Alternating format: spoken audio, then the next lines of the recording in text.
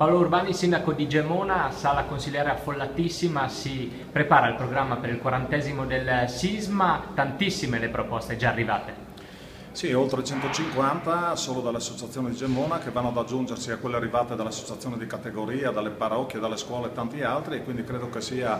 un successo, tra virgolette, significativo, ma soprattutto una sensibilità che questa comunità ha nei confronti di un anniversario che per noi è un anniversario molto importante. Alcuni esempi delle proposte che sono state presentate? Ma andiamo da una serie di mostre, una serie di libri, una serie di iniziative che riguardano le borgate, al fatto di fare un francobollo, al fatto di fare delle manifestazioni che riguardano ogni singola categoria economica nel senso di valorizzare quello che è stato e mettere a frutto quello che è stato il lavoro di tanti anni di ricostruzione, e si va soprattutto anche con alcune iniziative molto significative, dal raduno della protezione civile al raduno degli alpini